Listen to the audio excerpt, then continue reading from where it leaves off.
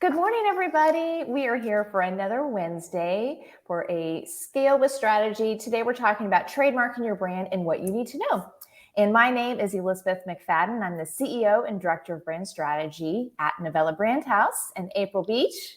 Hey, hello, everybody. Good morning. I'm April Beach, founder and CEO of the Sweet Life Company and host of the Sweet Life Entrepreneur Podcast. And I am very excited about today's talk and all the things that we're going to dive into because it's very important. It is. And as most things on here, this is 15 minutes. So we're going to kind of scratch the surface, but we're really going to leave you with some homework to do if you have not trademarked your brand. And I hope that's why you've joined us today or clicked on this or you're seeing this video down the road. But these are some really important things. So, I've been in this business for almost 30 years. And obviously, owning your trademark has always been important for your brand. But I have seen I'd say probably the last 15 years with really, the internet made trademarking like 1,000 times more important because, 30 years ago, when the internet was a very new thing, you could name your company. Let's say you had a brewery, okay? Or let's say you had a winery and you named your winery, right? And you have wine and, you sold it in your area and there was no internet and nobody would know that there was another one of those. Let's say you're in California and there's another winery with the same name in Missouri. Well, before the internet, the odds of, not that you couldn't have gotten caught, you very well could have, and you still would have been infringing on somebody's trademark, but it's just harder. Now, with the internet, with social media, with all of that, the world is shrunk. And so it's very easy to find out if somebody is infringing on your trademark. And especially in the last, honestly, 10 to 15 years, I've seen more clients, I've seen more people get into trouble because they didn't take the time to trademark their logo, their name, what have you. So the first thing I want to say is, if you are working with a branding firm, an ad agency, a designer, a graphic designer, consultant, whatever, you're working with somebody to create your brand, 99.9% of the time, what is not included in that is any trademark, any part of trademarking, right? Because that is not what ad agencies do or designers do. In fact, not just any attorney can trademark, your materials. You need to work with a trademark attorney. So you can see why, don't assume that if you're working with a company to develop your brand, that they are also taking care of the trademark or anything like that. Now, they should be doing some due diligence in terms of making sure that, and I'll run through some things that I recommend you do, but they should be doing some due diligence, as should you, that whatever name that they are recommending, whatever logo they're putting together, whatever brand they're creating isn't infringing upon somebody else. But they are not legal experts. And so you can't depend on that. You do also need to do your own homework. So again, don't assume that if somebody's creating your brand for you, they're also creating your trademark, because they're not.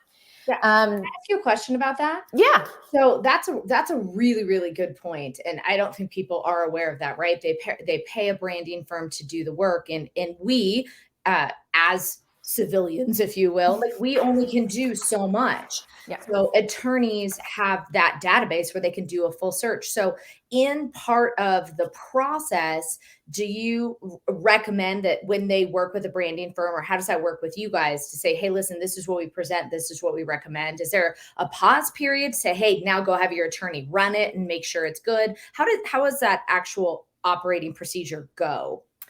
Hoping you were gonna say, it's a really good. I don't know. So I think maybe our viewers don't know. Yeah, that's a really good question. Unfortunately, there's not a standard operating procedure for that across all ad agencies, designers, what have you. And I would say, probably, unfortunately, a lot of those people aren't even thinking about what the trademark. They're just designing something cool. They're creating a great name. They're creators. They're right. creators. Exactly. They are creators. Now here at Novella, we do make it very clear to people that, and I'm going to share a little bit with you guys in just a minute, part of our process, part of our due diligence that we do to make sure that a client, that what we're creating or recommending isn't just flying right in the face of trademark infringement.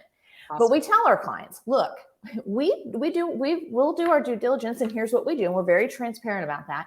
But we are not attorneys. Okay. We are certainly not trademark attorneys, which is who you need to work with. So we always tell them it is on you before you make this go live, before you launch this new brand or what have you, to go through the trademark process.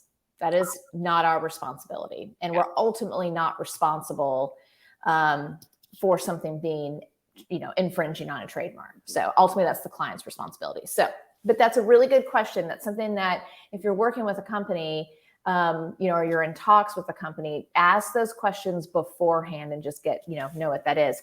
So like we said, you want to work with a trademark attorney. And they're going to be an attorney that they have, not only do they have their law degree, they've passed the bar, but they've also gone ahead and they almost have like a master's in law, in trademark and patent law. So you're looking for that. Do not work with LegalZoom or something online. Okay. It's going to be really tempting because it's going to be cheap. What it seems like cheap, but in the long run, it is not. And I've heard horror stories of people that thought they were getting a trademark done through LegalZoom, and in the end, they just wasted their money because they needed to work with a trademark attorney. And April and I actually have a couple of, we have a couple of attorneys that we can recommend in this space. So, please reach out to us and let us know. We'll recommend some if you're like, I have no idea who to work with.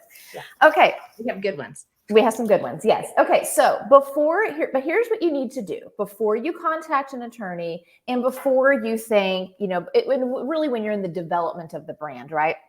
Here's what you want to check. Okay. The first thing you want to look at is the domain available? Now, this isn't really so much a trademark infringement thing, but it's more if the URL is not available, do not use that name because it's going to be confusing for people. People are going to have a hard time finding you. Mm-hmm. So my recommendation is find out if the domain, the name that you're wanting is available.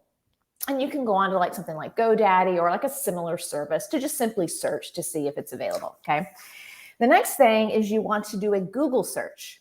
Again, this is kind of a real easy step to see if there's somebody else out there using it. And you don't you don't want something like, let's say you're in the educational, early childhood educational space, and the name you're looking at comes up and it's, adult entertainment. Okay.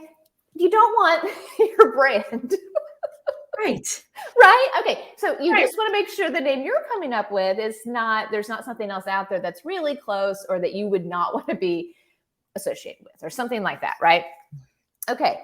The next thing is go online to your Secretary of State in your state. So like here in Kansas City and Missouri, I would go to the Missouri Secretary of State page. It's very easy to do. April's in Colorado. She would go to the Colorado Secretary of State on, website. And you want to check to see if that name, if there's a company already in your state registered with that name. Okay.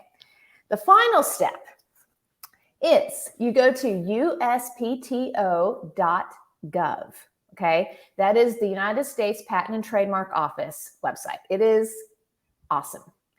And you go onto that website and there's a little button. It's kind of like, it's all the way to the right. And it says, I wrote it down, find it fast. It's a link and it's kind of up near the main nav bar. You're going to click on that. And what you're looking for is a thing called TESS. That's TESS. And basically that's where you're going to search the trademark database. So you're going to go into there and let's say, your name is Novella Brandhouse or you're wanting to use that name, right? You would just go in there and you would type that in to see if anybody already has trademarked that. Now it's very likely that you're going to search that, and maybe somebody else might have a trademark. You're going to see a whole list of things, but pay attention to, is it a live trademark? Is it a dead trademark? And then also click on those to see if the person that has that trademark already, is it in the same category as you? Because people can trademark, a name, once, a name can be trademarked for different categories, and especially when they're categories that aren't competing. Right. The U.S. Patent and Trade Office, they're ultimately looking for, would somebody confuse this with another one?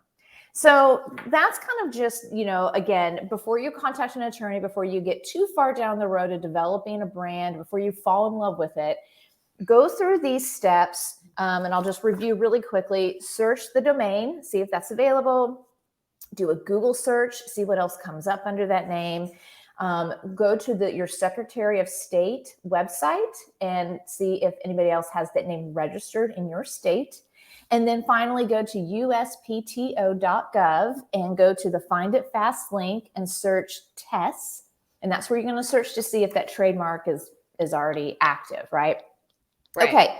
So you go through that and you determine, yes, I think my name is available, right? Or Can I add one more to that? Yeah. Liz? Yeah.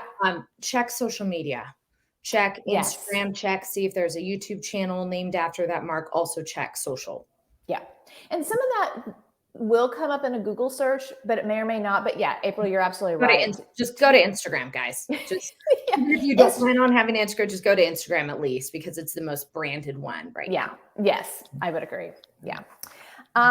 Okay, so you do all that, you think you're good. The next step is to contact a trademark attorney. And again, if you already have a business attorney, fantastic, but odds are they're also not a trademark attorney, because all trademark attorneys do are trademarks and patents. So you're going to initially this is what this is going to kind of look like. You're going to have an initial consult with them. Some of the things you might trademark, and this is not an exhaustive list by any means, but just in terms of branding would be, your logo or the mark. So for Novella Brand House, it's our little house, like that's our mark, and we have that trademarked. You can trademark your name. And then also like a tagline, you might trademark a tagline, or like certain specific products that you have or service lines, things like that. Again, you want to bring all that to the table and discuss it with the attorney to see what makes sense for you. Okay, next thing they're going to do is they're going to do kind of just an initial search to see if that's already out there. And I know you're thinking, but I've already looked on USPTO. But they do a much more exhaustive search. They have a whole database we can't access. And sometimes like something you might put in a name. I've seen this happen where, a name is put in and it looks like, oh, there's nothing there. But when you take just part of that name, because maybe somebody else has already trademarked part of that name in your category, and that would mean you couldn't use it. So they're going to do an exhaustive search just to see if what you're wanting to trademark is available. Then they're going to recommend under which categories you want to file that trademark with. And again, because there's all different kinds of categories, and so again, just because somebody trademarks a name doesn't mean they have it for everything and forever. So they're going to work with you on that, and then they're going to file. And that's where the cost can start to add up, because you have to pay for each thing you're going to trademark under each category. Okay, and then you wait. And you wait a very long time. And then you wait some more. You wait some more. And then you get an office action you have to file. And then you file it. And then you wait some more. Right. All of that. So this is why you want to work with a trademark attorney. Most of them have a process for this. This is what they do all the time. And the really great thing is they really bring a lot of valuable consultation. When we trademarked Novella Brand House, we did run into a couple of issues, nothing big, but our attorney just, then just advised us on what we needed to do. So there's a lot of value there. And again, ultimately, this is important if you're going to, license anything, if you want to sell your company someday, if you are an e-commerce company, if you sell nationally, internationally, for all those reasons, you want to make sure you have your trademark. All right. We give a lot today. We That got was like an 15 awesome show. seconds left. Yeah, that was a great show. Thanks for all the great info, Liz. And just send either one of us a direct message or contact our companies. We're happy to give you a referral for a great attorney. Yeah. All right, guys. We'll see you next week.